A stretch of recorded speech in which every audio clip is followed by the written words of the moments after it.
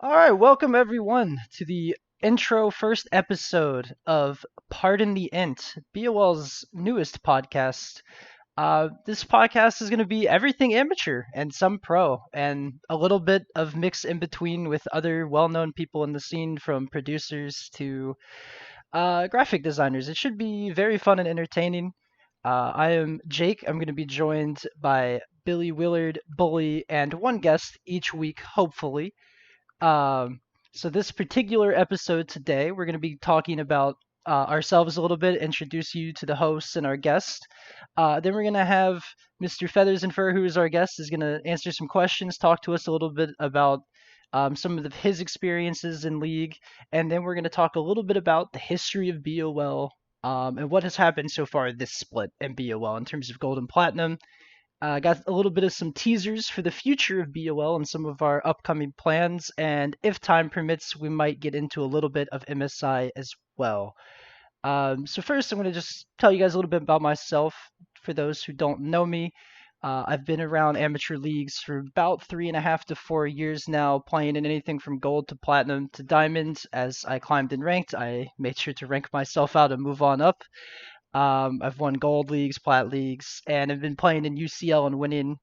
I've won that once as well. I've been on the admin team or moderator team. I won't say admin. I've been on the moderator team for Blue Otter Week now for a split, and it's quite enjoyable. And yeah, I just graduated college, and boy, was that a relief. Cheers to being a communication major, everyone. Uh, Next up, Bully, why don't you go ahead and tell the class here about yourself? Yeah, I think most people know me. If you don't, I am the bully. I'm one of I would say, co-founders of Blue Water League. I've been here since the very start, ever since it was a different league, and uh, you know, we ended up taking it over, and I didn't know what it was going to become. And today, I help run the entire operations of the league. For me, personally, while I'm not doing BOL, I am a professional trader. For my day job, I trade a lot of stocks for advisory accounts, so I know a lot about the stock market. If you ever have questions about finance, you could always ask me, but don't ask me any stock tips because that would be considered insider trading. Pop quiz. What's your favorite pro team? Pro team in the LCS Any or league, just in general? any league. For Where can we go? Are we going esports or Yes, just sports in esports, general? esports. Oh, Favorite org. Let's go favorite org.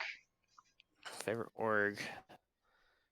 For some reason, ever since when I first match I've ever saw, it was Team Dignitas in it, and it was really funny because it was like the first match that was like the Dignitas Baron throw was like a huge thing. It just kept on recurring, and ever since then, I was like, I love that team. It's so funny to watch, even though they're so bad. But I know maybe Dignitas.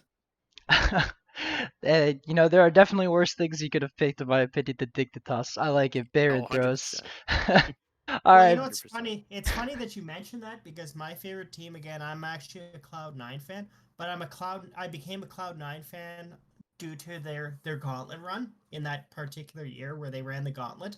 And I made the decision at that point when they started, they went up to ninth, they snuck into the gauntlet there at the end, and I said, if they win it, I'm gonna get myself a C9 shirt.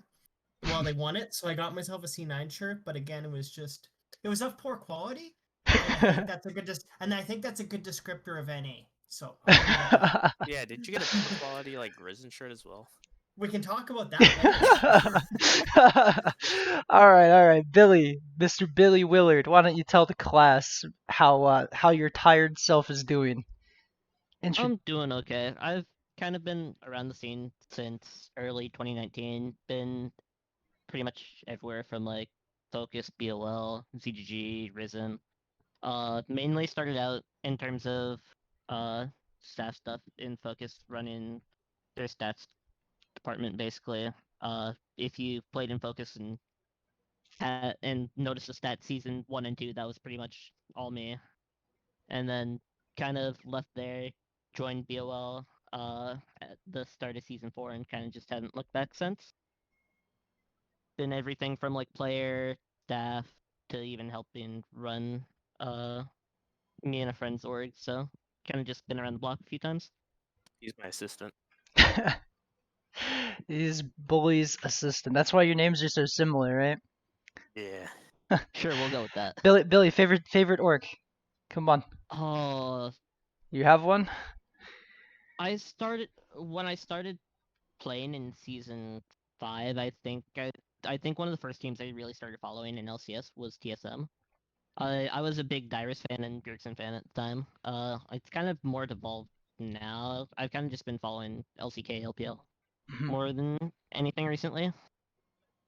Honestly, I think I'm Interesting. more of like a player fan than like Yeah, it's more org player fan now. for me too. That's fair. That's fair. I'll tell you though, I'm sure there were a lot of people that claimed that when Double Lift went from TSM to TL back and forth winning championships. Yeah, see, I never was a big fan of Doublelift. I know he was a super good. Like, I respected how his play was, but I wasn't like a player that's like, oh my god, I just absolutely love him. I need to follow him. I need to like buy everything that he like supports.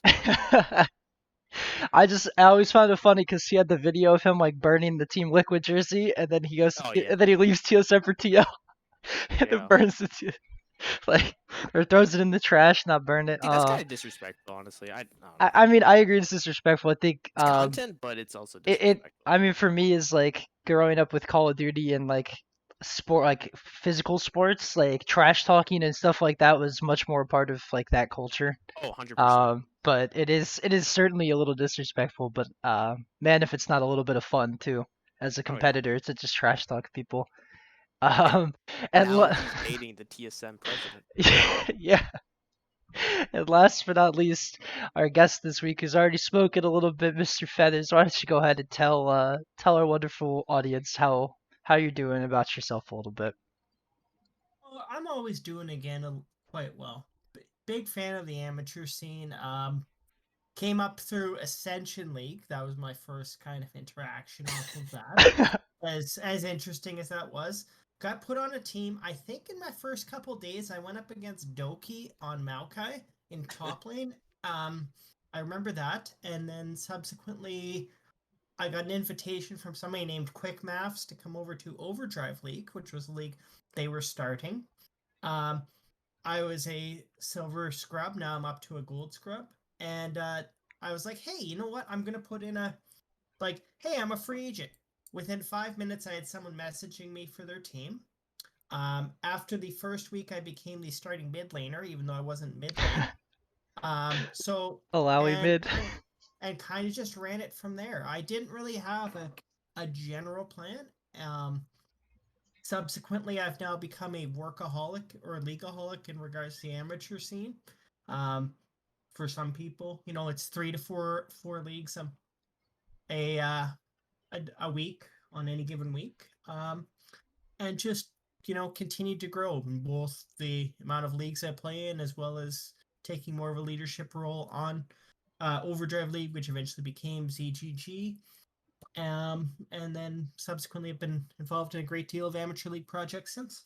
So. Yeah. You know what the funniest thing is? The first time I met Feathers, it was like almost 3 years ago. And like the first question he asked me was, okay, legitimate question. Is your IGN the bully? And I said, yep. And this is what happened. I was playing in Ascension League as well. He was put on my team, but Feathers didn't want to be an actual starter. He wanted it to be an emergency sub. So he dropped from my team, and we won the whole season. So Feathers missed out on a free chip. Best cheerleader though. Yeah, best cheerleader in A. So. Now, when you went mid, Feathers. Mr. Alawi at the time. Yeah. Was that the Alawi days when you went mid lane? Was it Alawi mid? No, again, it's pretty easy when you look at an op.gg to do scouting, and the person has 50 Alawi games and like 4 of every class. It makes it kind of easy to tell what to ban. I'll just say that. Is that why you're hiding your Alawi pick this?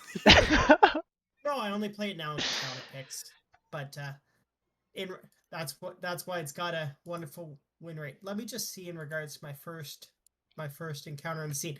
Yes. So I had 63 Alawi games and then below that it was Malzahar with 5 and Cynthia with 5. Oh my. Oh no.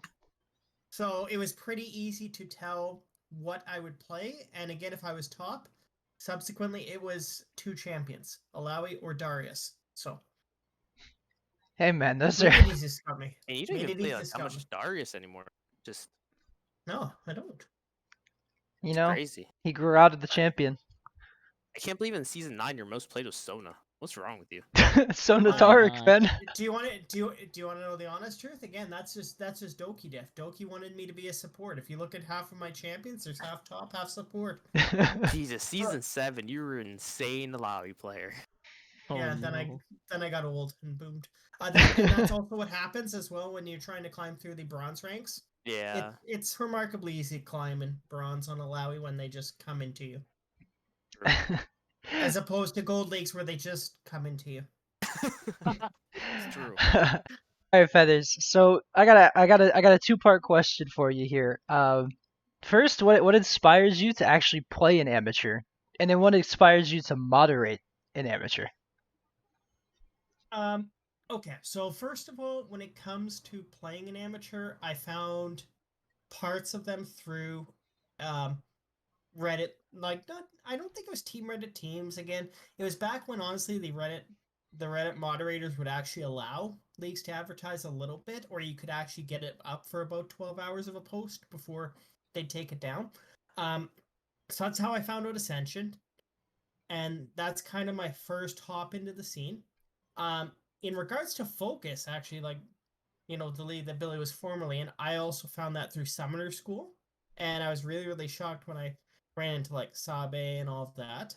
So that definitely was my introduction to Focus. I didn't hear about it from anywhere else. Risen, I think I also saw through, a post on League of Legends for Reddit. And that's really kind of what those three were kind of some of my major pushes. Whereas once you're in the scene, it never takes too long before you're able to drift over to another league in some variation. If you want it, we're now at a point in the scene where you can go from place to place. So that's kind of how I got my toes in there. And then subsequently, generally because rightly or wrongly, I'm viewed as a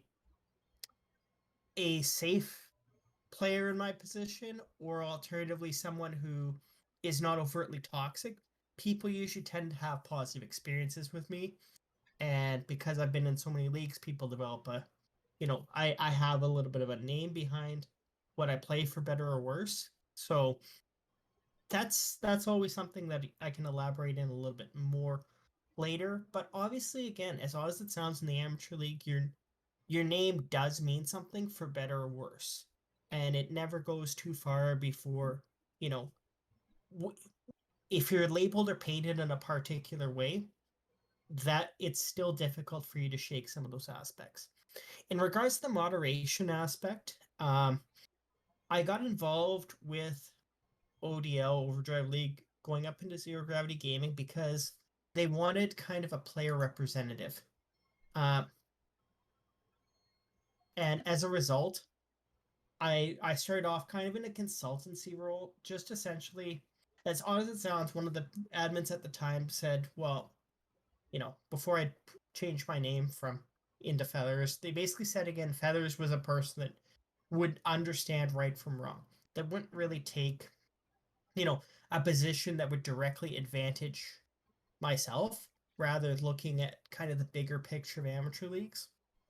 And subsequently, as administrators continued to burn out, people began to take more of a backseat role over splits. I continued to grow in influence, and subsequently essentially be the operator of Zero Gravity Gaming's League of Legends side. Obviously, the owner of Zero Gravity has other personal interests, but that's kind of again how I came up into the moderation scene in regards to just kind of the gold/plat league. In short, I've just continued to kind of add more and more to my workload, which has been a detriment, but it's also been a blessing at times in regards to how many people I've been able to interact with and how many lasting connections I've been able to make as a result. Man, Overdrive League. Man, you guys are old. Overdrive League and Yeah. Ascension League. I remember when Those I are the first started. days. Yeah, I remember when I Gosh. first started, and people just kept on referring to ODL, and I asked the question, "What the hell is ODL?" like 60 times until someone finally answered me, and Uh, it's crazy because I didn't know there's another league out there. So like, league scene back then was very very sparse. It's crazy. so you found your first league from, you said, Reddit Feathers? Um, I kind I'm of. almost certainly I found it through Reddit in regards to Ascension League. Interesting. From Ascension League again, I got a random DM from Maths, Quick Maths, and subsequently that led me into ODL. Interesting. Man, when Reddit was more useful, huh? Yeah. It's fallen upon some darker times. Feathers, Truly. what would you say is your favorite moment that you've ever had in an amateur scene? It could be as a player, as an admin. I know that's a big question because favorite moments are not always easy. But did you like? Is there like a 1v1 that you won that's like stands above, or is winning a chip that stands above for you? Is like something that you've had the greatest joy of being a part of? There have been points in which I've had a great deal of high highs. Obviously, winning championships, it it's a great experience, and after you win a championship with someone, you always feel like you're gonna walk with that team forever. As odd as it sounds, like the lingering impressions that have had. So I have won one with Risen, and one of my favorite moments is one of our team players who is well known for formerly being a toxic element, had to leave partway through the series, and then we ended up winning in the semifinals. And I remember him sending me a message, like because we were with Doki and we were playing with Farrar. Regrets, I know. And him just saying, as soon as I saw you on Alawi, I knew we were in good hands. Essentially, that idea of, as soon as I saw that you were on something that was comfortable, I knew we were going to win. Um, that type of aspect in regards to a team atmosphere it was really heartwarming for me in that regard. Um, Another really important part of my time is when in Focus Esports Aspire League, winning the inaugural league tournament, or like the opening league tournament with Naho. Um, there was a little bit more rough times beyond that, but that definitely was a really cool part for me in the sense of getting, an actual, however small, monetary payout for winning a tournament. That definitely is a rush that you end up chasing a fair bit. And that's those two again are ones that definitely stand out for me. But it's even just again some of the smaller things, some of the voice clips, whether it's Yep. whether it's risen whether it's risen admins laughing at me turning around a play, or alternatively that kind of that looking at the stats and being like, you know what, okay, I match up to some of these people. Um, in regards to my favorite league memory of all time, um, I was in a tournament in like James Dash Patterson's was having just kind of a fun tournament in his Discord, and it was a points based tournament, and so a couple people are like, "Hey, can you join my team?" And I said, "Of course." And it turns out that these people actually again knew Dash in real life, and as the tournament unfolded, unbeknownst to me, um, Dash was watching us play in the tournament in his Discord or what have you. And I was on Urgot and I had made an incredible play, honestly. Like, again, like I hit my ult, cleared 3 people or what have you, entirely turned the game around. And so after the game wraps up, the people are like, "Yeah, James wants to come in here and have a chat." And I'd always Wow. had a lot of respect, and I had a lot of respect for Dash, for me, in regards to like the NA production. I found that he was the pinnacle of professionalism in my eyes. Not that like Freak or Captain Flowers are not incredible on their own, but for me, like Dash was a consummate professional. And so I was trying not to fanboy here, trying to keep myself all composed. And he starts joking with his friends and he says, "Oh yeah, and by the way, feathers carried your asses or what have you." And I'm trying not to like absolutely just gush here because even though James, Dash isn't actually, a professional league player, to have somebody who does, professional analysis to be like joking with his friends, yeah, you know what, this random just totally carried you guys. I, that was a moment that you don't easily forget, in regards to that. So that's my favorite league memory for that. Man, that's incredible. I'm kind of jealous you have to be Dash. I actually love Dash. Like as a host, like yeah, I agree. Like the professionalism and like everything for me, like he's probably the best host, one of the best hosts I think I've ever seen for just almost any type of show. Even for like ESPN and like He's a late very night shows. likable character. He's so likable. No. And then you get the stupid LCS little videos where they do their dancing and all that. He's a funny guy. You know what? He should be on Jeopardy. True. Could you imagine? Feathers, I will say I'm surprised you didn't mention the Zabatine thing. Well, we can always that was number 2.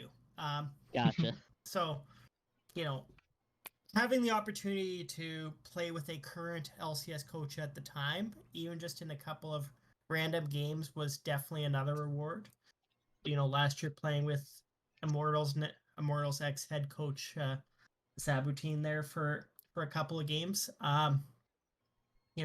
It definitely was another thing, and that helps to show how impactful the amateur scene can be at times.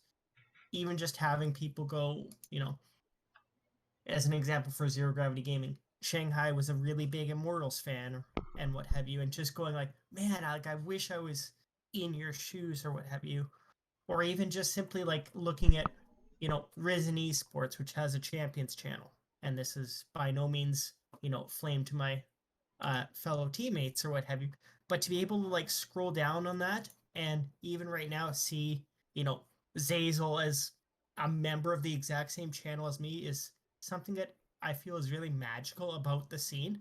Not like I'm gonna open up and just start messaging Zazel, but the idea of being that close where you could technically have the ability to contact people that you see on in the professional scene is something that I think is kind of honestly beautiful in regards to the amateur scene. So that's me going off a little bit, but there you have it. Man, that's awesome. Uh, I know how that is. I've had some experiences like that myself. Um, but uh, I got a controversial question for you now, Feathers. All right, Go for it. feel free to pass. But I out of There's no passing. curiosity, yeah, I mean, I agree you shouldn't pass, but we don't want to, you don't want to offend anyone, but would you say there's like a separation in amateur leagues from like ones that are clearly like top tier versus ones that are a little more not as polished, like not as well rounded? Do you think there's like a clear, like you don't have to say like one is way better than the other, but do you think there's a distinction like between like let's use Risen and see I don't even know some of the smaller leagues that have fallen apart, but do you think there's a distinction between the two? I think if you don't acknowledge that, you're not being serious with yourself. And you're not being honest with yourself. There's a lot of amateur leagues that come out with a lot of very good intentions. They can come out with a great deal of structure. But there are those that are, a cut above, and there are those that are cut above as measured in regards to various aspects of the community. And when we were, we had recently had a discussion in regards to just the amateur scene, a number of tournament organizers, and in kind of trying to attempt to better the scene as a whole. And looking at that, there's a lot of people in it with very good intentions. There's a lot of people again where you could see that the structure is there, or alternatively, there's also leagues where where you can see it's more a group of friends, or it's a concept. In regards to Zero Gravity, because I do want to at least draw it back to ours, Um, my own philosophy has been kind of fun first and foremost, and that at some points has definitely clashed with um, the way that certain players and certain individuals choose to look at the amateur scene. Um, I think below a certain level that the cutthroat mentality simply it doesn't work in regards to that level of competition, whether that's people in the amateur scene, leagues in the amateur scene, all of that. I think beyond below a certain level, you have to recognize a league for what it is. And I think if it's below, you know, a certain rank, whether that's IBS, gold, plat, or anything, that you need to appreciate the game for what it is. And if you're not having fun in it, however you choose to have fun, then then I get worried and I get concerned because there's been a lot of nights for even myself where people will compare X League to X League. As an example, ZGG is better than BOL. BOL has better competition than ZGG. And those narratives kind of come and go depending on how particular people are feeling in any given day. And as an example, when we had an April Fool's joke where a bunch of amateur leagues were molding together, ZGG and BOL are combining up. Yeah. I had people messaging me going, I it's not true, right? Because I would never go to BOL. Yeah, for sure. I'm And sure there was a yeah, lot of backlash everywhere. Uh, things like so that. I know. I think that joke might have hurt a lot of people's feelings actually, until they realized it was a joke. Man. Yeah, it's Uh, kind of crazy. This like, it's April 1st, and we're coming out with all this crazy stuff, and you're just like, oh my god, it's true. The world's ending. But uh, yeah, there's always gonna be people that prefer one way to how another. to run a league than the other, which is great to have so many different leagues. Mhm. Um, but it's also kind of insulting when people uh not talk crap about your league, but disrespect you as a TO and just say specific stuff when you're putting your time and effort to running a league when you don't have to, Mhm. and it demoralizes people. And then, for example, if people get a lot of hate and they finally burn out, they decide they have to quit. And if they quit, a lot of people get upset because they love that league, they love that TO, blah blah. And it's a two-way street. It's like you have to deal with the hate, um, but it's always rewarding when you always get that feedback. It's like you guys are doing a great job, blah blah. Keep Mhm. going this path, and you know you're volunteering, but keep putting your time into it instead of bettering your actual career in your life. Yeah, I think for me, like sometimes it's unfair to try to compare leagues to each other. Like I think there's definitely like you can say there's some sort of standard where like yeah you want even if it's more for fun you want a level of structure that's somewhat consistent. But like most leagues are not built for the same thing. Like Upsurge is very much a league, or unified now that they have officially name changes. It's much more of a league for the top tier teams, for Challenger and Masters teams, and even their lower levels are higher entry fees, and it's more just about competition and winning, and much less about fun. And then you have Risen, which has a lot more leagues that are free to play, more about fun. Trying to win the championship with your friends. So it gets really hard, I think, to start comparing certain leagues to each other. And I think, at least from what I've seen in the community, people like to try to create narratives that aren't really there. Uh, so, I will it's a say little just rough sometimes. I will say just tying into that. I feel like kind of just tying onto your points, like you said, there are niches that each league fills. Like we've seen point leagues like Focus, like Rampage Open, in a sense, kind of show up and prosper. But like that's more those are more like more for fun in my eyes, at least, compared to like the pre-made teams in Risen BOL where you have like gold 1s, gold 2s, like just full teams of them going at it. It's it it's hard to compare teams at times just due to those differences, Hmm. and it can kind of irk me a little bit when people try to do that. But I mean, to each their own. Like Yeah. people will play in the leagues they want to play in at the end of the day. Yeah. Honestly, There's like I a mean, fine line of constructive criticism versus just hate. Yeah, so I Hmm. always tell people it's like if you don't like a league, just don't play in it. Like there's so many leagues out there. Just don't like blatantly keep bashing it whenever you feel like it. When you've never played in a league in the first place. There's a lot of people that's out there saying, "Oh, I would never play in there." It's like, why? Because I won't. It's like that's not a reason. Like if you want to have your specific reason that says list point A to B to C, it's like just don't say because I don't want to. Um, if you don't have a reason, just don't talk bad about a league. Just don't play in it if you don't want to play in it.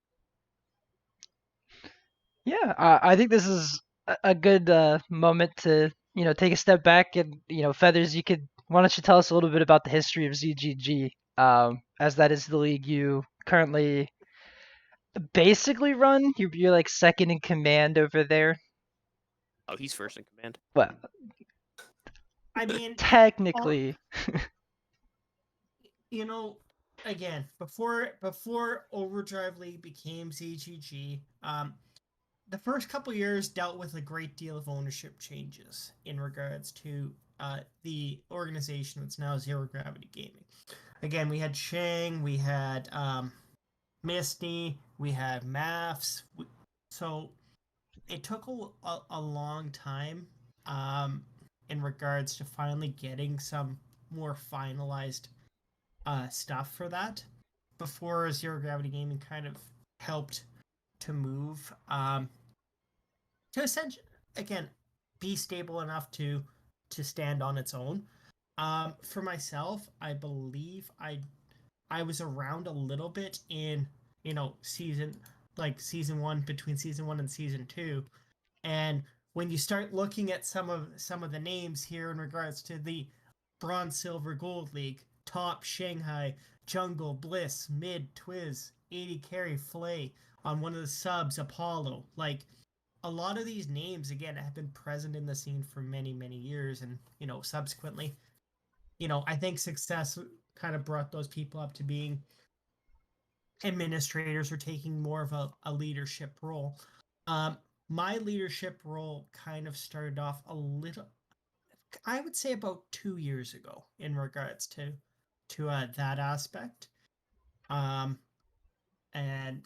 subsequently we've had a series of growing pains here and there in regards to different aspects of the scene. I originally came in as kind of the IBS coordinator. Then I brought gold under. Now I brought, kind of plat under. So it's steadily built up from that.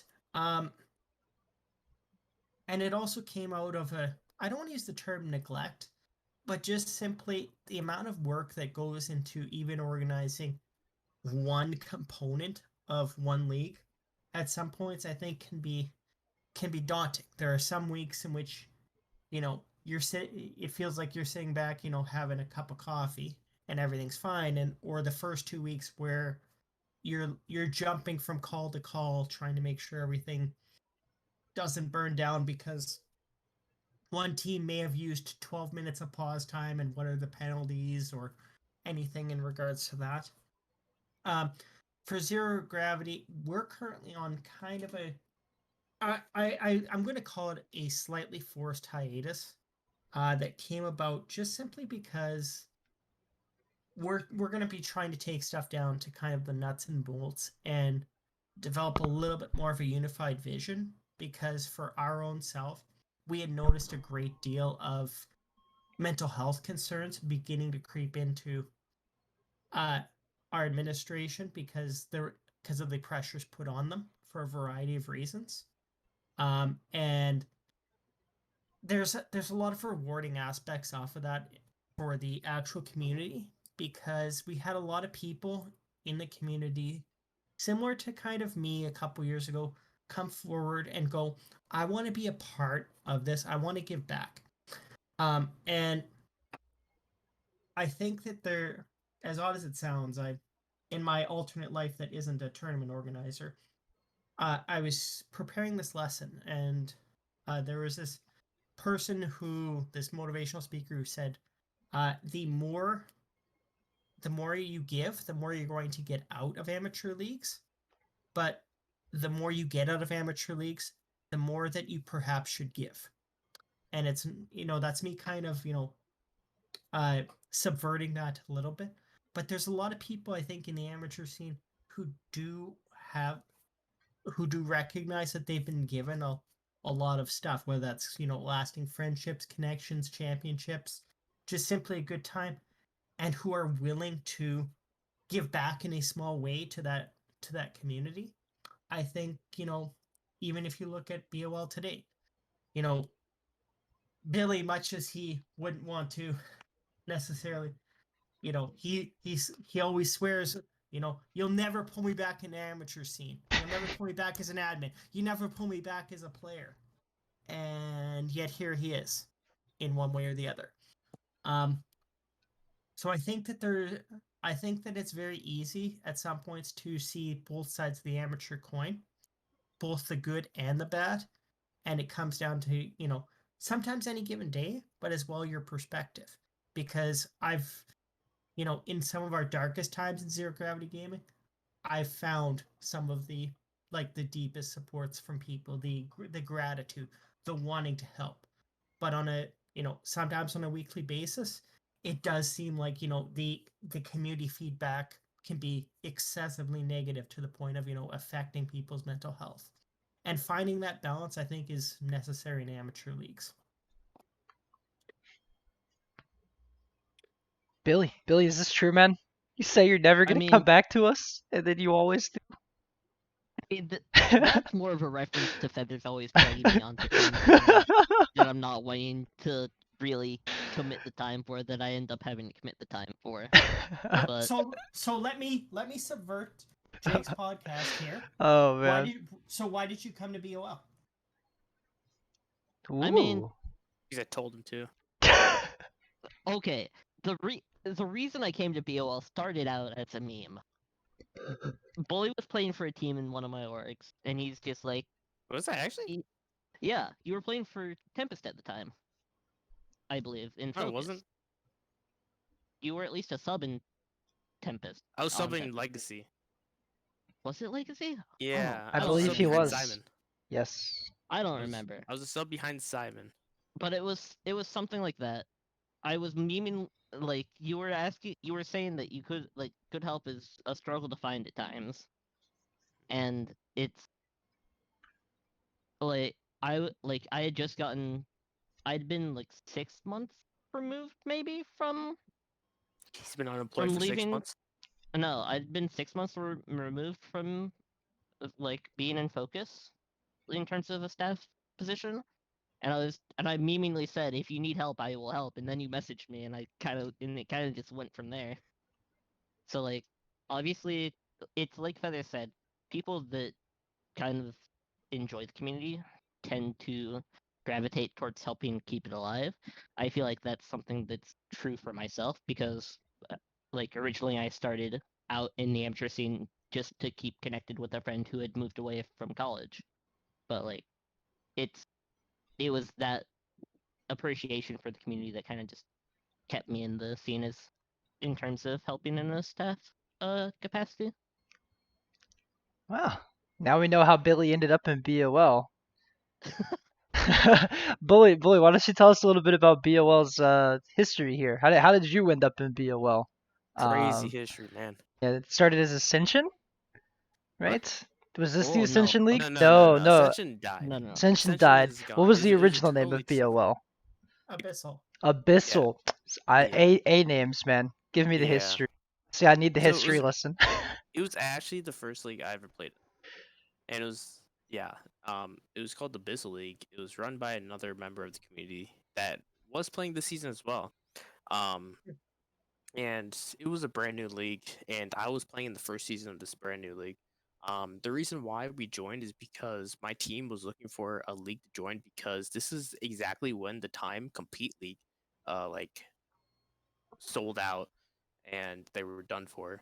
So since we couldn't play in Compete League, we were looking for another league, and my buddy found Abyssal League, and we ended up playing the first season, but we lost in the semifinals because my junglish computer messed up and he couldn't connect to like third and final game. It was the best out of three, the third game, and we lost because we had to play a 4v5. So that was a great start to my competitive career. And then, like, oddly enough, we played the second season. Second season, we went to playoffs. We lost, but during the second season, I had a lot of ups and downs because there's times I was becoming an admin in Abyss League, and then I was getting demoted from admin, and then almost banned from the league. Like, not for toxicity, not for anything like crazy. It was just disagreements between me and someone in the admin like uh status, which has made them just not like me during the time. We've cooled out and we're chill with each other now, but it was a huge rift, and there was a chance that I might not be in the amateur scene if like one thing clicked and he just banned me, and I probably was gonna be out for good. Um, but I kept on going up. Like it happened like twice where I was admin, demoted, admin, uh, almost demoted, almost banned, and then actually admin again eventually when Traxon actually took over.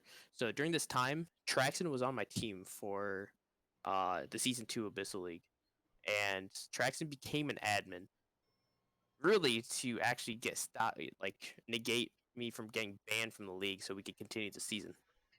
Eventually, I just wanted to just like finish the season and didn't care about being admin. But once Traxon actually bought the league, it was for a little bit of money, but he bought the league. He messaged me. It's like, "Yo, do you want to help me run this league?" And I said, "Sure." And that was probably the biggest mistake I ever made in my life. Oh no. I didn't know. It was gonna evolve into this kind of like time commitment, Yeah, how much and effort it takes. like this was 3 years ago, and like the fact that 3 years went by just like that is crazy. But yeah, we started the league. Abyssal League had a really, really negative connotation to it. So instead of like keeping the name, we decided to rebrand. And of course, that rebrand was to Blue Otter League, and people originally hated the name. They might still hate the name today, but that rebrand helped us try to clean the slate with new like management, things like that. Uh, and we decided we wanted to go a certain path, and just we started the next season out, and it went well, and it just kept getting better as the seasons got on. We originally was like the only best of one type league, and of course a lot of people hated that because the possibility of getting upset by a worse team, but it always created a fun type of entertainment. Like on stream, if a better team loses, it just creates a different dynamic into the scene. And of course, people don't like to lose, which is why all these teams wanted a best of three. There's only a couple people and a couple teams that actually like best of ones because it was more fun because you got to play more teams. Uh, but overall, it just after BOL became a thing, we just kept on going, we kept on trying to get a little bit better. The crazy thing is during the time, back then when it was Abyss League, the league scene was actually very scarce. Like the amateur scene, like I didn't know a lot of them. I knew like ODL, I knew Abyssal League, Risen, Upsurge, and like Midnight Gaming or something like that. And I remember looking at Upsurge and I was like, oh wow, they are so amazing. And one day I hope we're like them. And 3 years later, I played in league. I respect them a lot. I think their higher leagues are very, very solid. Um, Lower leagues, I have a different opinion, but I won't go into detail about that. Uh, But that's something we try to strive for, is to keep closing the gap between these leagues to make sure there's more options for people. And of course, playing on Wednesdays suck, but it's a weekday and we don't interfere with other leagues to unintentionally create competition for them, which is why we stay on Wednesday. And hopefully like other leagues respect that as well, and we could create a massive amateur scene where either you're able to play on a weekdays or a certain day, there's going to be a league for you and you won't have a problem with that league. Yeah, it's a. I mean, I know that's why some leagues at least. I actually can't think of any big leagues that do this, but there were some smaller leagues that did like the open scheduling, but that ends up being way too much of a hassle. When you have to Yeah, force I two team see. captains to like try to schedule their game, and then I if they can't believe make a time, Metashift does that actually. do they? There's a Okay. couple. There's a Though couple Yeah. leagues that there's a still do. couple, yeah. Yeah, I know there's a couple The that only do. I don't know the big name ones. Yeah. yeah. So I think the big problem with open scheduling is that it relies heavily on those teams to schedule. If it doesn't get scheduled, then it's never going to happen, and it's just Yep. going to keep getting backed up. And if you have that designated time, sure, they can reschedule if they need They to. need to. Yeah. And the teams that we have, we always tell them is just be open about it. Of course, if you can't, just can't. We have a designated time so that this games happen. But usually the teams just won't just flat out say no because they don't want to. They will try to make accommodations if they need to. So, Yeah. just in regards to myself, because again, I've said I'm a leagueaholic. On my private server, I have the days of the week for each particular thing, and my own stuff's winding down here. Obviously, in BOL, I could be eliminated any single week. In Risen, I either have tomorrow, and if it's not tomorrow, it's 2 weeks from now, and then I'm kind of free. Actually, it would be 3 weeks from now. Yeah. In any case, just simply from a day perspective, I already look ahead to like a month or 2 months from now, and I'm looking and I see, okay, well, there's two, as a gold player, there's 2 or 3 Monday leagues I could potentially join. Tuesday, I don't have a hole. Wednesday, I've got BOL. Thursday, I've got ZGG. Friday, if I don't want to do essentially what BLHG, I think now the major people have kind of moved over to Aegis for that. If I don't want to do that, I could do Risen Rampage Open. Saturday I've got Risen Rampage pre-made. Sunday I've got Affliction League or anything like that. So speaking in regards to the amateur scene, if you're a gold player, there's a lot of opportunities that in regards to any single day that if you want to just simply play, you have that opportunity. And I think that is something that for the most part, a great deal of tournament organizers have kind of looked and helped work at in regards to developing that potential. When we're thinking of kind of, not, I wouldn't say bigger names, but well-known names in the amateur scene, kind of making sure that they have their spots or what have you, that they're not trying to introduce intentional competition in order to create kind of two fish going at one another, but rather just simply friendly competition.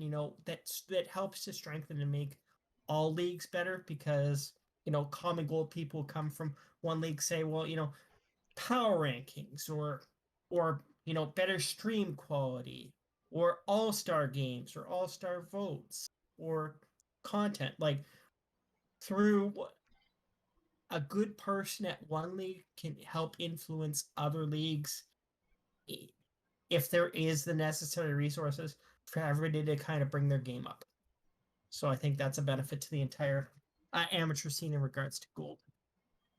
Yeah, for sure. To bring it more to the present, we can focus more on this BOL season that we just had, with Platinum just finally finishing and CB Rush winning in gold as well. Didn't this Platinum CB Rush team Feathers, was that the team that also won in CGG, or Yes. like a little different roster but the same, like Rutledge was on the team?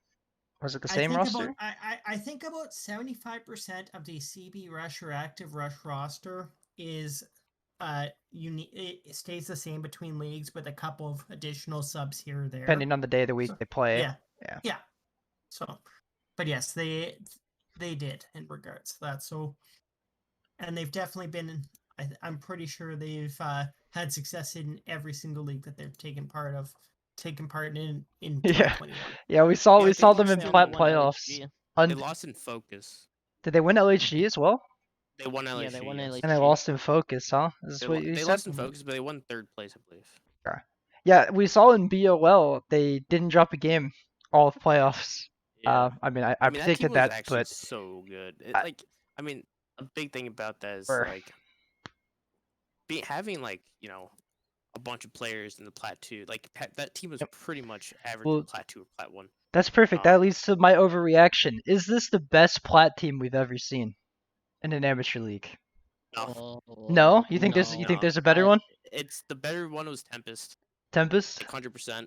Okay. That was probably the best Plat team I've ever seen in my life. Never Who will was see on him that again. Tempest team? It was like Cardi, Jace, Duck Solo. Who else?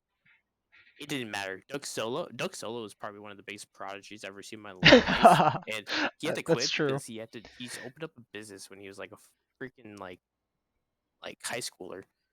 But yeah, he was an insane player. Great Jace was really good. He went to college, so he hasn't been playing much this season. Cardi is now like off and on D2 whenever he doesn't have an account banned. And I think Viper was on as well, and Viper's now currently D4. So yeah, it's pretty much that team was probably the best plat team because they were all so in sync. They played together for a long time, and like during the prime of them, I think they would beat the today CP Rush team. Interesting. Well, for the rest of BOL Platinum, though, any big surprises for you guys? Any teams that didn't make playoffs that you thought would, or uh, like like Plutonium, for instance, how they couldn't keep a roster together? No, the minute the roster Or faltered, I mean, that's gold. My bad. Airport the Speedrun is minute the Platinum. Plutonium roster faltered in gold, I didn't think they were gonna make playoffs.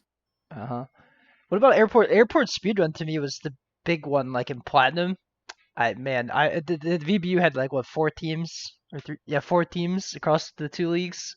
So it's getting them Yeah. mixed up. But Speedrun I didn't expect them to make playoffs, honestly. Let alone I didn't win ex- wildcard. I didn't. Well, Yeah. who's gonna compete didn't- with them though? That's the thing, right? The 3 teams below them were Energy, Crystal, No Quarter Gaming, Crosspoint. Yeah, Well, I mean, fair. and week 1 for me coming in, I thought NSG Crystal would do a lot more than they did. They So, should have Yeah. done a lot better actually, but I think it's more of their lack of synergy with the Mhm. team. It's their first time playing against like better players, and Yeah. they just couldn't uphold their own. Like a lot of them were just like solo queue type players where they couldn't use their own like mega Yeah. picks to win games. They had to falter on like their second or third pick, and they just got exposed for it. Yeah. Not to mention once you start losing, sometimes it's not easy to.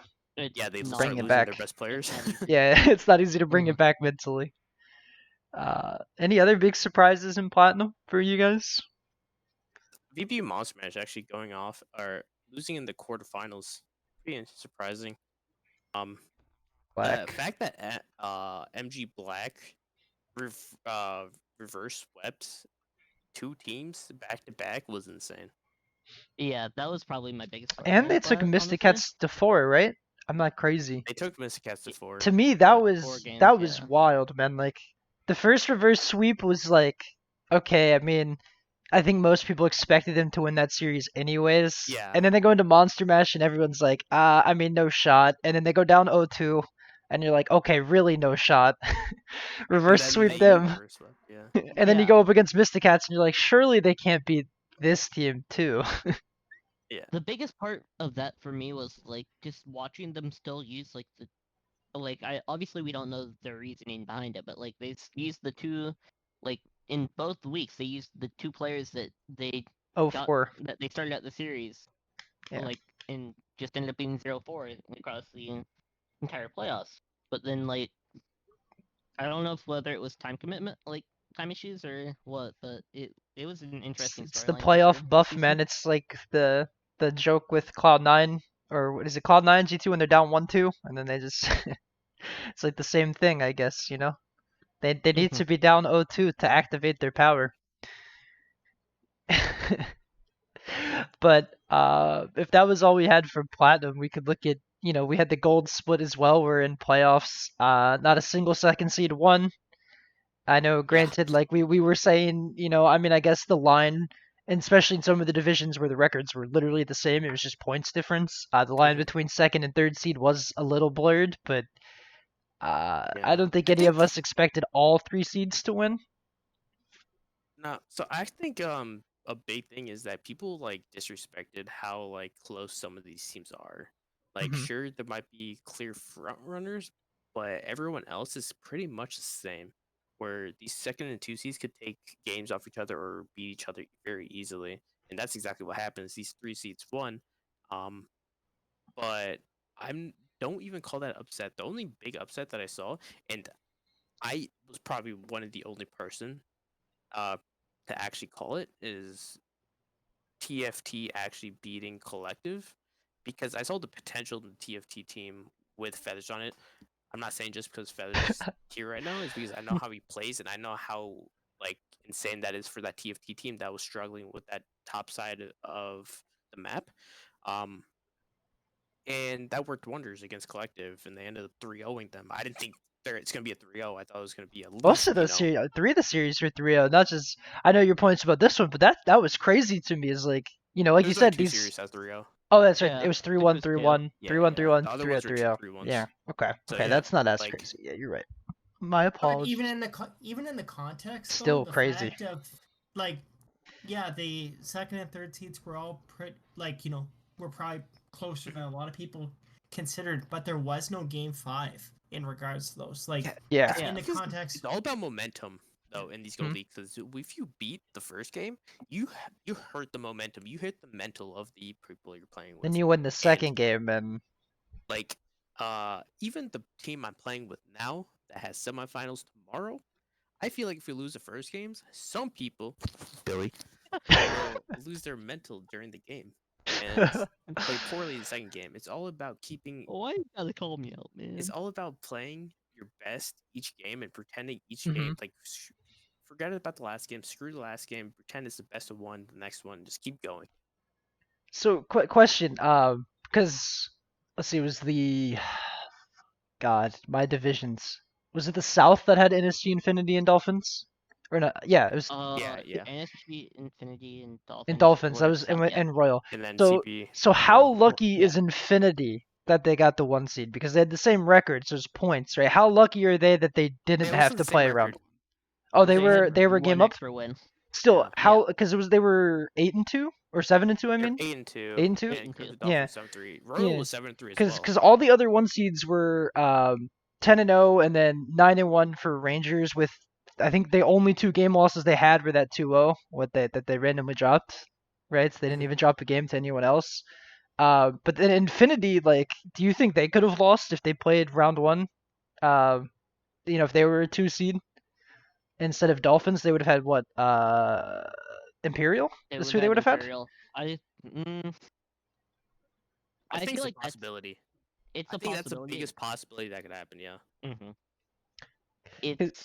I'd still probably give it to Infinity over Imperial if that were the match, but Yeah. I feel like it's definitely a possibility that they lose. Because all the other 1 seeds, I won't say untouchable, but they have looked relatively above every other team in their divisions. Like, obviously Rangers, they had their moment of weakness, but since then, I mean, it's been untouchable. And Lloyd knows Argon and Obsidian down there are 2 scary juggernauts to have to face. I don't think any of these playoff teams are going to be scared facing like 1 seeds, but I think there's going to be a lot less upsets this next week.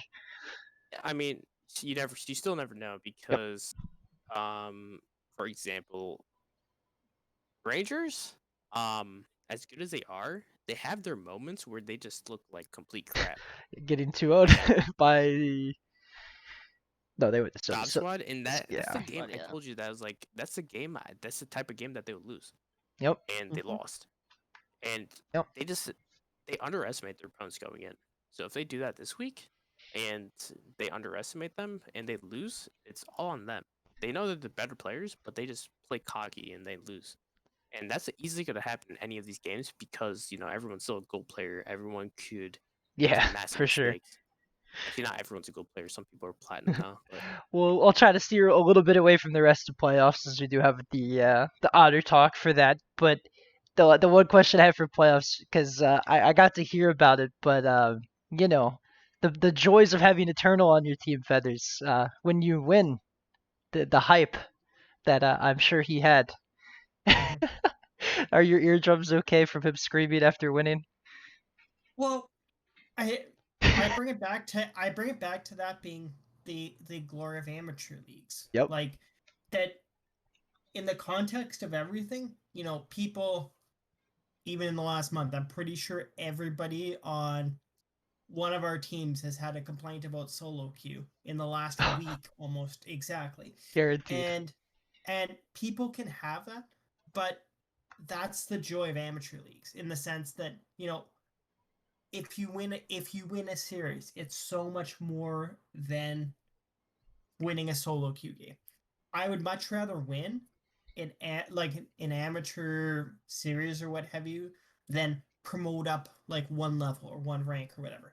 I'm pretty sure, even for myself, I'd much rather win a series of gold, like a gold championship, than, you know, even though I'm trying to get to plat this season, Mhm. as an example. I would much rather hang a championship in something in an amateur league rather than Hit platinum. hit platinum. And that's not to say I don't want both of those goals. Yeah. But for myself, that's it just seems like it's a different thing. Where plat can be a little bit more of an individual goal, as I had said before, in regards to some of those players. When you win a championship with that group, you walk together forever with them. You remember those people, like, for better or worse. You remember the good, you remember the bad, you remember the plays, and that lingers far, far longer than any solo queue game. Yeah, for sure. Uh, so one question for all of you. I'll go ahead and answer first. You have to pick one team between platinum and gold. That's your biggest surprise. For me, it's CB Royal. After the roster and everything that was happening with it, the fact that they not only held on but seemed to get better and then upset first round of playoffs. They've been my biggest surprise team in both leagues. What about for you guys? Billy, if you want to go I'm gonna first. I'm gonna go ahead and steal the obvious answer. Crimson Dolphins, after their return from last season, I believe they ended it not winning a single game, if I remember I think they correctly. won one. No, they won one They at may least. they may have won one game, but we see Crimson Dolphins return and they start off the season on a hot streak. Like they were the top team in the South for a few weeks, even. Yeah, I about believe they 5. only dropped below Infinity once, like after their loss to Royal, I believe week 5. Yeah, I would say But that week 6 rematch when Infinity beat Dolphins is when they finally kind of dropped. But yeah, but like to go from not winning a series all of last season to uh They won one. coming into the season making playoffs in their division as a second seed, even though they didn't advance to the round of 8. It's definitely like the biggest Cinderella story in my eyes for this season. Billy, thoughts? I mean, you're stealing that because even though you haven't lived with the Dolphins for the past few seasons, so Dolphins actually have been playing the league for years, Mhm. and Froxton is probably the worst communicator of all time because half the time I DM him and he just never DMs back. But his team just started poorly, first season, and then maybe it gets better second season. Nope, and just kept on going, but they never gave up. And eventually, this season, they put a lot of work into themselves as a team, and it paid off. Like they looked so much better, and they can't call this season a failure because they just made so much improvement over that short time. And the fact that like a team like this exists, where they're not toxic, everyone loves them. It's like they're like the team that I would love to have in any of my leagues. because they're just like such a favorable team. They have the dedication to keep improving, and they're humble in defeat and gracious in victory. But eventually, next season, like if they return, which I think they would. I think those can keep building upon their successes in the past, and maybe eventually all rank out the platinum and keep building on that. And that's the epitome of amateur leagues in general. We want people to keep hitting higher goals, higher ranks, and eventually keep improving on themselves individually as players and as a team. But yeah, Dolphins, it really made me proud this season. All right. And Feathers, you might not have followed BOL as much, but do you have a team that has surprised you in BOL? All three of us picked Honestly, bold teams. I'm actually going to go a little bit off and say that the team I was definitely cheering for near the end, even though they came up a little bit short, was Dead Orbit. I knew it. And again, obviously, if I had the opportunity, I would have taken some of the other ones from earlier. But having spent a little bit of time around some of those people, it's really nice to see them, have some success, especially against some more veteran organizations on the Mhm. whole. Whether that's and they had NSG, RAR, CB Royal, and Crimson Dolphins in their division, and for them to have some success was very good to see. And I'm really hoping and rooting for them to come back like next split, because I really am interested in what they're doing. I just hope that they don't have success against me. That's all. But I'm super. They were a team again that I was somewhat excited to see. Yeah, I actually like that because for me, if Dead Orbit had made playoffs, I would have been agreed. They were my like surprise team, and man, I felt so bad for them because they were so close. But part of it to me hinged on like CB Royal like somewhat falling apart. And then they had that match against Royal that Royal won that like basically determined the third seed, or at least the top three Wait, teams. did Royal win it? I thought they beat Royal week 8, which is what set them Did up they? for everything. I could have I'm sworn pretty sure they. I that's mean, what I could have happened. sworn Dead Orbit choked. Oh, it might not have been them. It might have been they lost to RAR. Like I know Dead Orbit like they were so close and they had like a week they choked in like the last three So their Dead match. Orbit, they beat Royal in week 7. Okay. Did they lose But they to? lost to RAR. They lost to RAR in the week They lost 8, to and RAR. that's why. That's what it was. Yeah, that And was. then They were so they close. lost 2-1 to Dolphins in week 9. Yeah. Yeah, because I remember that was the week I thought Dead Orbit would actually jump Royal in the standings because I assumed they would get the win over RAR and then they were so close and I do think it was so good to see them have success. Um, for me, I was really impressed with like CB Royal because like I think it was you, Billy and Boy, that were a little more skeptical. Like when all the roster shakeup thing first happened, that you thought Royal might just fall apart. Uh, but man, did Yeah, I mean they that put a roster stamp on actually it? shook up like 3 times, so Yeah, right. That roster it shook up did. so much throughout It the did. rest of And the season. eventually became the Goon Squad team that originally applied Yeah. to the league. And unfortunately, they weren't able to continue with the league for various reasons. Yeah. But they eventually came together as the Royal team now, and it's basically the same one that played in ZGG, right? Feathers? Which one? The CB Royal team. It's basically the same Goon Squad team. I think it's basically the same. I think they stole a top laner. I think Season 10 Survivor came from TFF Aftershock Yeah, from yeah, ZGG. yeah. Yeah. Yeah, And Keeps they stole different pieces from He's other a Yeah. really good top laner too. So Mhm. yeah. like it becomes a mega team. Kind of. Yeah, like it's a combination of teams. Again, for sure, the structure of Goon Squad Sigma is the fingerprints of that team are all over there for sure. And again, Goon Squad was trying to get into the league. They just couldn't get the ranked games at the time in regards to that, or maybe they didn't read the rules, and then subsequently they were able to get. Subsequently after being unable to read the rules, they got their ranked games in, so You know. and found their way back into the league. Like, so good on Yep. them. Mhm. Good talented players.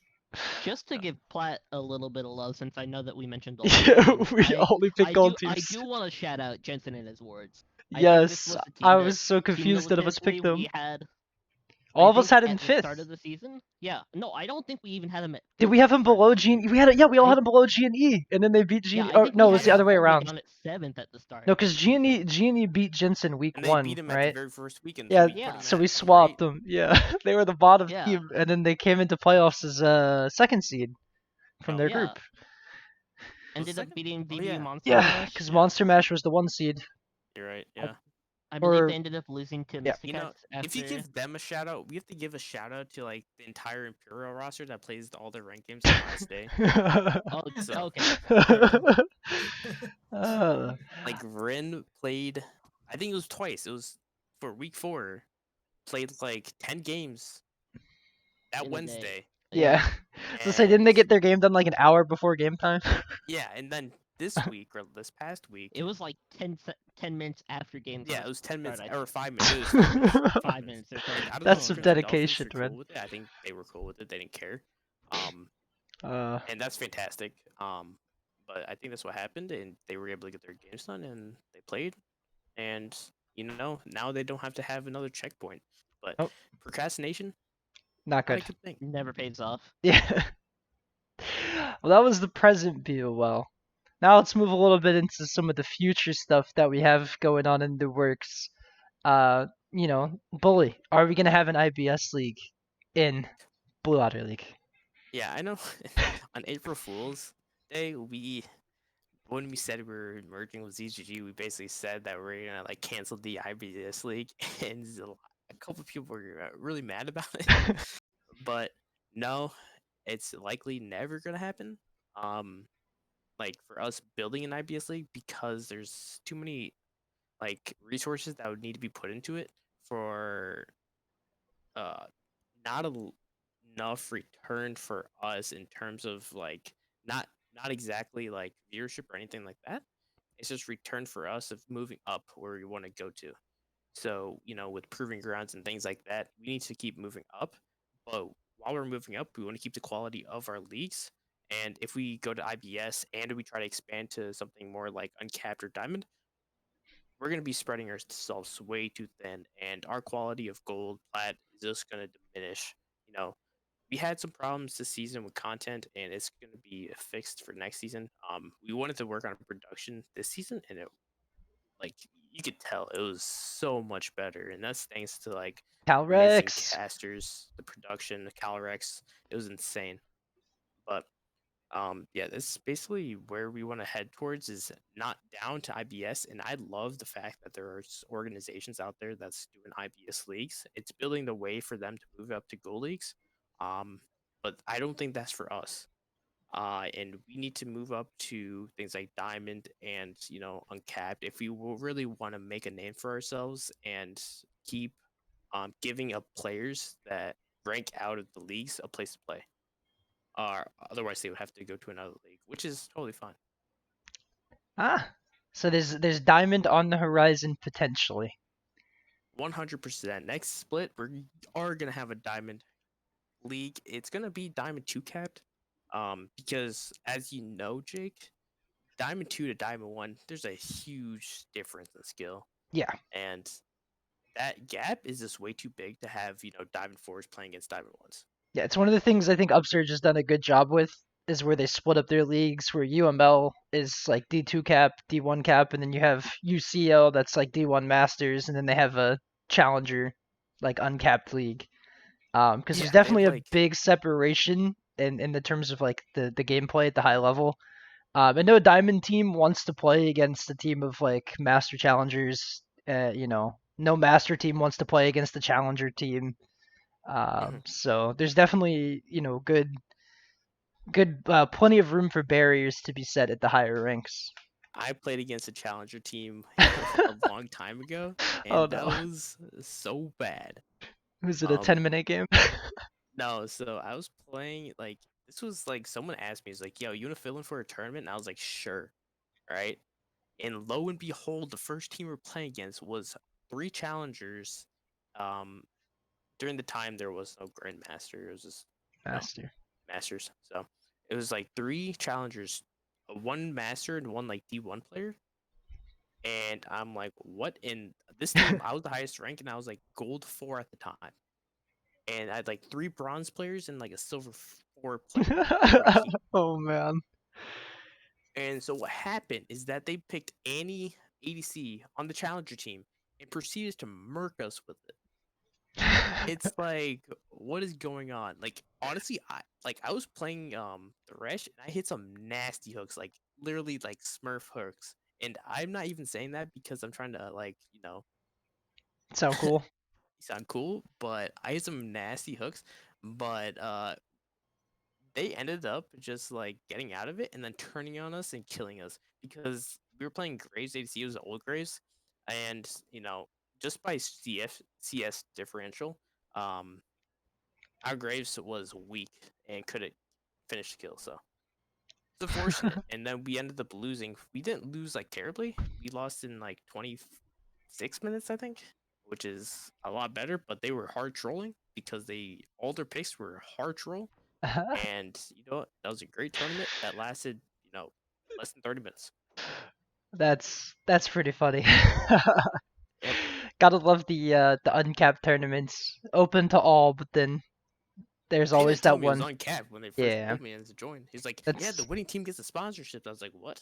that's like And the then, Battlefy experience is like uncapped tournaments. There's always like one full challenger team, and then everyone else is like you have some diamond teams, and there's always your one bronze team in there. yeah. The funny thing is, like, the other teams weren't that good. Like, Yep. there were some like gold teams. I don't think there were any plat teams, but there's this random challenger team. I mean, it's free. It's free was wins in- for them challengers. Got to make that money. Yep. But yeah, Uh, like you said about IBS, but Diamond, 100%. We will be having that Diamond League. There'll be an announcement in the future about it after the season concludes. It's something that we're gonna have to put a lot of work into because we want this first season to be a huge success for us. Um, and on top of that, there's gonna be more stuff in the off season. After this next split, of course, we're gonna might have a couple tournaments here and there after this off season, but during the actual League of Legends preseason, we are hoping to have some events that helps bolster our community, not just into the low elo scene, but the actual like high elo semi pro scene. there you have it. There's no IBS in BOL. Unless we acquire Feels bad. a Yeah, we're not team gonna of build people one. that do it. Yeah. I mean that's completely fair. It takes so much work. Is it Feathers? You guys have an IBS league in ZGG. Would you say We it's do, like we- twice as many people are needed for IBS to other leagues, or is it somewhat the same amount? Or Well, the difference with that is that the major concern with IBS is that you don't want people punching down to IBS. Yeah. In regards to their stuff. So it's I use the term as odd as it sounds, like it's kind of like an alpine ecosystem in the sense that if you have someone stomping around in there, it's going to do a lot of lasting damage. When it comes to IBS stuff, people should have some aspect of success, but there's also been, even for ourselves, we had to institute rules where people who had formerly graduated from Iron, Bronze, Silver could not come back down into IBS Silver, because even in 2020, the previous year, there were talks again about people who were kind of close on that hard stuck low gold aspect, like that gold 4, gold 3, not really giving a fair shot to ranked with the intention of coming back down into IBS. Yeah. And that certainly was a concern that ultimately influenced a great deal of our leagues, which was, again, in short, if you're for our stuff, if you're ranked as such, you can't come. If you hit platinum, you can't come back into gold this year or next year, no matter how how low you go or anything like that. Just simply because, again, in the amateur scene, we've had people who will actively choose to either derank themselves or, you know, will take whatever steps necessary to achieve less than desirable ends. So in the case of IBS, we've had to have a little bit more it requires a little bit more of a firmer leash in regards to acceptance of people, and there's because it's a smaller community, it's a little bit more hyper focused.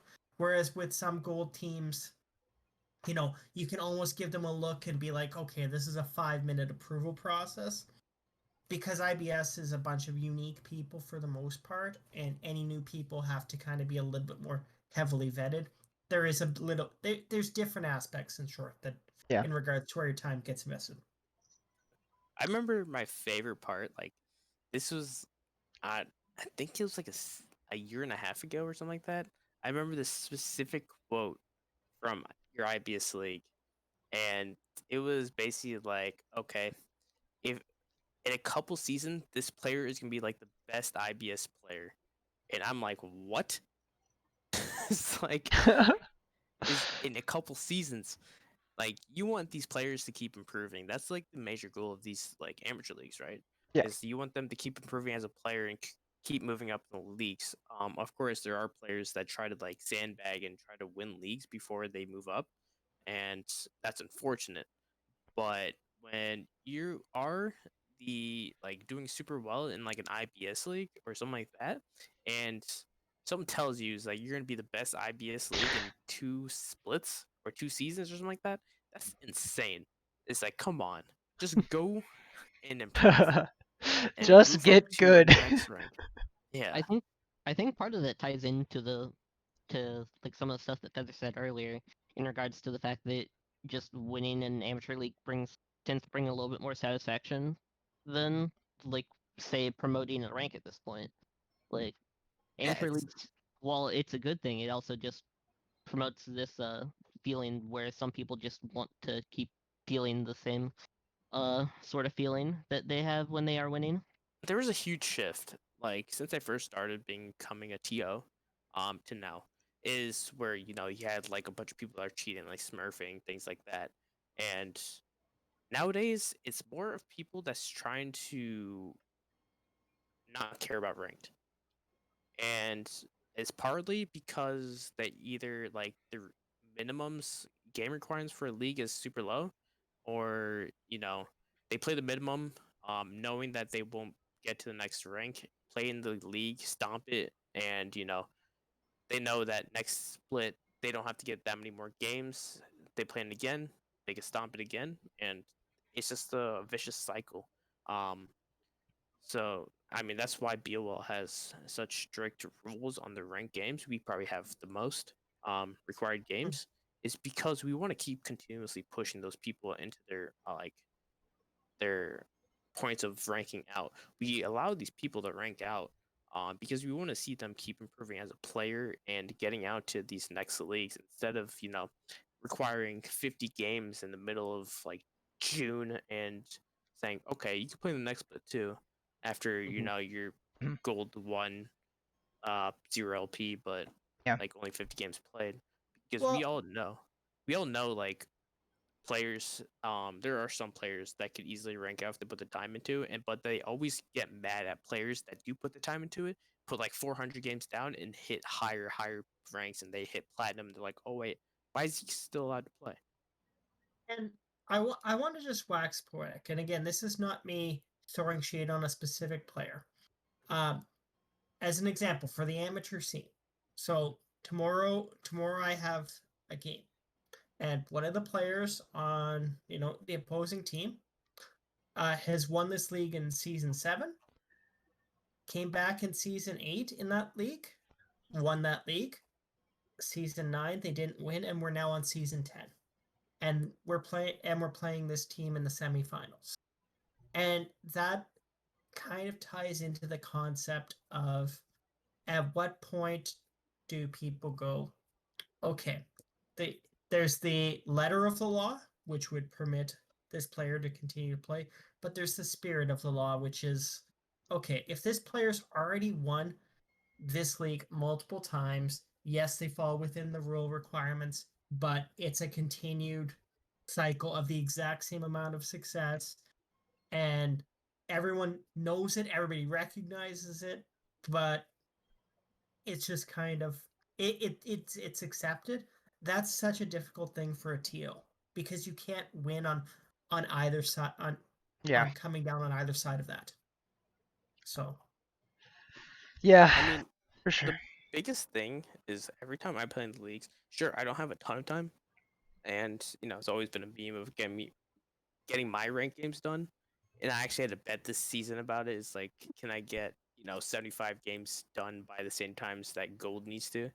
And I had to play like 39 games in a week or something like that, and I did it. I played 19 games on that Sunday, and the only problem with that is like, sure, I basically like lost like that whole half of the week, but we give these players a ton of time to play these ranked games. And of course, I think what I want out of these leagues is keep improving as a player. I don't care if I'm playing against like insanely good players that may like be controversial. Is I want to be playing against the players that will give me some competition to the point where I have to look at my mistakes and says, "Oh, I made that mistake. Oh, I made that mistake. I can improve on this, and eventually it'll make me a better player." Instead of I want to always play players that are much worse than me, and easily win leagues. So I do not want that at all. Yeah, that comes from being a competitor too. That's a competitor mentality. Always wanting to improve. Um, and that's a great segue. We Actually, wait, oh, just to go off that, actually, okay, I want to tell you a story. It's a short boy. story. At the beginning of my league career, right? I got into this game because one of my buddies in my class told me about it. The first game I ever played, they told me I was a shit player, and I was dumbfounded. First of all, it was my first time playing this game, and of course, I didn't know anything about any of the champions or what to do in this game. So of course you're So my goal was to be better than him eventually. bad. Like literally, I was like, "What the like?" It's like, "What the hell?" It's like it was my first game, and eventually I did become better than him. Um, but yeah, it's like I I don't understand where people just want to just like hit that hump. It's like, oh, rank doesn't matter. It's just about myself improving. It's like, sure, but what rewards do you get out of beating players that's continuously under your own rank? For sure. I think it's a great segue that we could quickly, as of recording this, Dem1 versus Mad Lions has not happened yet for MSI. Who do you guys got winning? You think Mad Lions have a chance against Dem1 Gaming?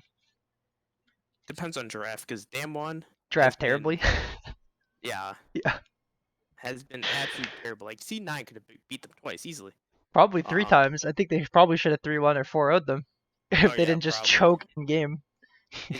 It's just Damwon has insane players, but their draft has been completely and utter dog shit. So is And RNG's though, man. They just they just pick yeah, Kaisa every game. they're just Uh God. I don't know. It's all about draft for Damwon. It's just if they get the draft that they want and like to the point that they just outdraft an opponent, it's an easy win for them. I do like Def- Mad Lions though. They have been pretty spectacular. I think I- Mad Lions have been good for sure. I'd probably give the series to Damwon personally, but I'm gonna go off just a little bit. Again, I'm a bit of a Damwon fan, like in regards to that, just lightly though. But I I still struggle in regards to the Western scene at some points again, even just in general, what we've seen is, whether that's RNG's drafts or Damwon's drafts, the gap at some points closes, but it also can seem like a canyon at times, and that's not just a comment on Damwon Canyon, who probably is, probably again should be argued as the best or one of the best junglers in the world right now. But I do think that, you know, it's been people will continue to savage NA and at some points rightly so. But I also think that there's going to be a point and I'll even go a little bit out. I think again that there's going to be a NA team that is going to extremely surprise at Worlds. I think that people really, I think, there's a lot of things that C9 showed, both good and bad. I just think that I really struggle with the continued hyping up Yeah, of EU at the expense of NA. Yeah. That's all. I think it's fun. I mean, it speaks a lot of volumes when you're on a team with Perks and like you have Blabber and you know how Spin and Vulcan have been, and yet Fudge was the best player on your team at an Yeah, international it's- event. It kind of I speaks don't know. volumes. Like, not to say Fudge is like a bad player, but it kind of speaks volumes for how bad the rest of his team actually performed. When Yeah. I mean, I've seen some of the lists from like LS and like Dom. Like, I'm pretty sure they put Fudge as like literally the best top laner in the entire tournament. Which going in, people were laughing about watching Fudge versus Con as like He this was omega insane at some this point. omega gap, and yeah, Fudge like kind of shut everyone up in a Yeah. way. Like there's points where C9 just looks like really good. It's just their consistency was not Yeah, there. And Blabber was just making these mental mistakes of trying to pull stuff off that work against the other NA teams. Yep. Like for example, Blabber taking that scuttle, like flashing for it and then dying for it.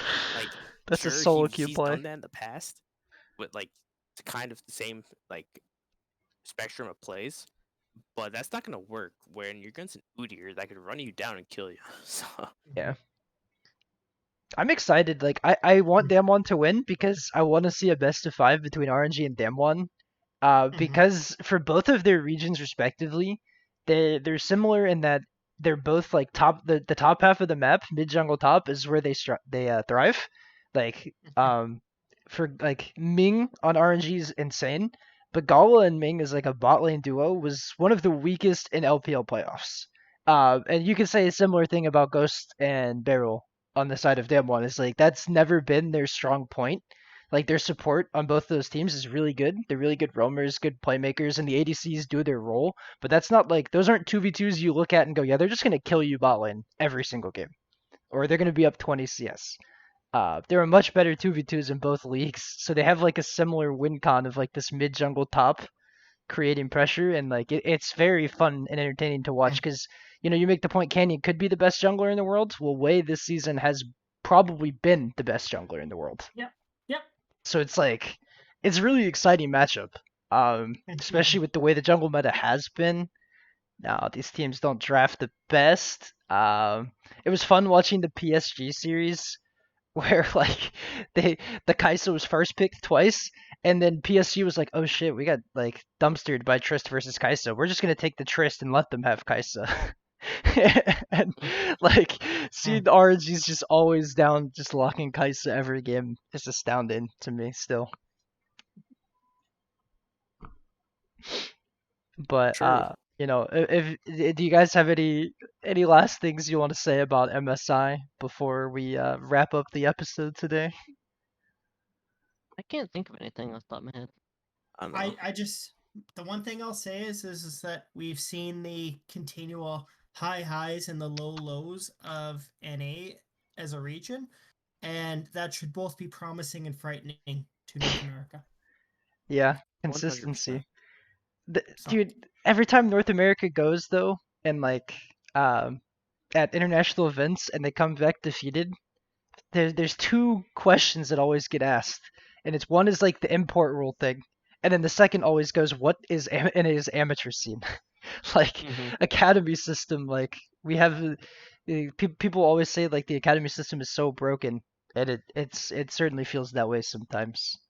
Um, but yeah, NA, there's hope. I think I mean, anytime NA has hope, it gets crushed, but there's hope.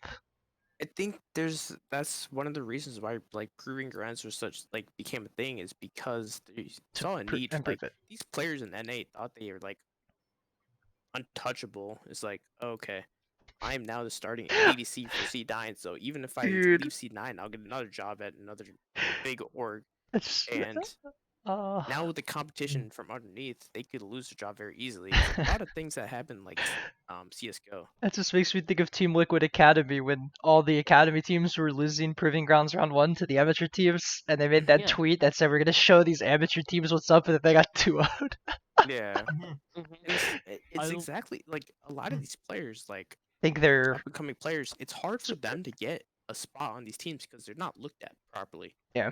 Like there's scouts that it's hard to scout these actual players. Yep. And the fact that these amateur teams, quote unquote amateur, that they shouldn't even be called amateur anymore because all these players are insanely good. They should be called like semi-professional players. They could easily make a run up into these LCS teams, and they could make some of these LCS teams much the much good better. the good and the bad about franchising. Yeah, No more relegation. We saw that. We saw that this season with Noorg, honestly, and even Solafide at some points. Like, granted, a lot of those names were ex LCS ex Academy players, but like Sola We still Fide, saw- player players. Sola Fide, player players. Oh gosh, we couldn't make it That's- through that's one what amateur podcast without Sola Fide coming up already. and And that's the point I'll leave you on. Sola Yeah. Fide, player players. I don't know. Thanks for having me, though. Yeah, thank you for coming on as a guest. Just- So to just close out the first episode of Pardon the Int, just to reiterate for everyone, this is gonna be the new weekly podcast. Weekly. Weekly, that's the goal, man. Oh Were you not read in on the goal? He wasn't. Look at this. He wasn't even aware. The goal is weekly. Maybe it'll be like approves this? bi-weekly. Maybe it'll be bi-weekly. Is it Um, Traxon? Because he's not even here. no. But you know that's the goal. We'll see how it goes. But it's gonna be We'll see how it goes. I you mean, know amateur during the focus. off-season, Yeah. I feel like during the off season it would be It's we it's a little harder, but I think there's a lot of good stuff out there. I have a lot we of could have, like, plans every too. other week during the off season because Bi-weekly? it makes it like Yep. at least. Yeah. I mean, I have some definitely It's- some interesting things. I'm looking at bringing in. We're gonna have a guest every episode is the goal. Mhm. Whether it's admins from other TOs, or from other tournament organizers from Risen, or if it's coaches, or even if it's someone that you guys know, actually, you know, feel free, like in the comments of this video, this podcast, to leave us some suggestions on who you want to see on the show, and who knows, maybe you'll see them on here. Oh, should I Um, get Captain Flowers? I mean, like, yeah, look, if we could get Captain Flowers, I would be down. I'm sure people would love that. But we have a lot of exciting plans for the future of this podcast. Thank you everyone for coming out listening today. I believe that is all I have. If anyone else wants to say goodbye before we call it. No. Bye. It's just No. just like Otter Talk, man. These guys when Traxxon closes out, they're just I mean, They're just here, yeah, you it's know? like, I don't know what they want me to say. It's like goodbye, have fun. goodbye, the have rift. fun, enjoy the. I mean, you could say good luck to your gold teams that are about to compete, man. Come on. Yeah, I mean, they don't need luck. It's all about them. All about skill. skill. But And that's all it's from all us. Like I said, a lot of the league gameplay is all about mentality. Mm-hmm. It's all about not forcing yourself to make mistakes. It's playing off mistakes. Sometimes, you get into the habit of making these massive mistakes that you keep doing over and over again. It's stop. Just stop. And I But- know I make the same mistakes. It's all about stop. Those are your words of wisdom from the day, from the bully. Yep. But that is all Just- from us. You guys have a good rest of your day, night, evening. Who knows what time you're listening to this at. Thank you, everyone. Have a good one.